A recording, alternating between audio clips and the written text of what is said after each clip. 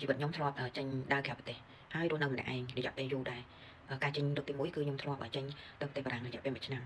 ហើយជាលើកទី1ដែលបែកផ្ទះយូរមែនតើបងប្អូនយូររហូតដល់1ឆ្នាំហើយអត់មានមកផ្ទះសោះ1ឆ្នាំហ្នឹងហើយទ្រាំរស់នៅក្នុងអាកាសធាតុមួយដែលពិបាករស់នៅពូសប្រាំងតិច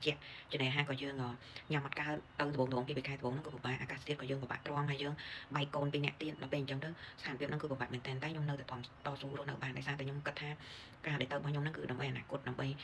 កូនដើម្បីអនាគតខ្លួនឯងថ្ងៃក្រោយដើម្បីយកចំណេះដឹងមកយើងធ្វើការក៏ដូចជាយើងរកលុយចិញ្ចឹមគ្រប់គ្រងគ្រួសារអញ្ចឹងខ្ញុំអត់ធ្មត់មែនតើការបែកលើកទី2គឺបែកទៅស្រុកប្រាំងដែរ3ខែហើយការបែកលើកទី3ក៏ទៅស្រុកប្រាំងដែររយៈពេល1ខែចឹងសរុបទៅខ្ញុំទៅស្រុកប្រាំង3ដងហើយទៅវៀតណាមរយៈពេល3ខែចំណែកក្រៅពីហ្នឹងគឺខ្ញុំទៅស្កាសាលាថ្មីទៅខ្លីៗឯងទៅការសាលាថ្មីខ្លីៗអញ្ចឹងនៅពេលដែលខ្ញុំធ្លាប់របៀបថារស់នៅដោយម្នាក់ឯងអញ្ចឹងខ្ញុំមានទម្លាប់ហើយលើកនេះខ្ញុំមកប្រទេសវៀតណាមអញ្ចឹងខ្ញុំអត់ចេញទៅណាខ្ញុំអត់មានទៅ shopping ខ្ញុំអត់ទៅអីទេគឺខ្ញុំនៅរៀនរហូតហើយពេលតនេមួយថ្ងៃកន្លងថ្ងៃហ្នឹងគឺខ្ញុំគិតតែពីស្រាវជ្រាវគិតតែពីរៀនរហូតអញ្ចឹងពេលវេលាមួយថ្ងៃខ្ញុំមានអារម្មណ៍ថាខ្លី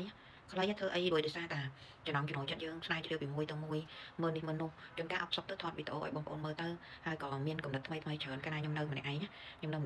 នៅស្ងាត់ខ្ញុំគិតរឿងច្រើនបានគិតរឿងថ្មីបានច្រើនគិតអភិវឌ្ឍគិតរឿងថ្មីបានច្រើនក៏តែខ្ញុំធ្វើការមួយថ្ងៃពាន់ល្ងាចពី10ម៉ោងខ្ញុំកំណត់ខ្ញុំសន់ខ្ញុំគិតអីអត់ចេញបងប្អូនគិតអីក៏អត់ចេញដែរអញ្ចឹងហើយបានខ្ញុំចិត្តថាពេលខ្លះគឺខ្ញុំឈប់ខ្លះដើម្បីខ្ញុំគិតរឿងអីខ្លះបានភាសាឡើង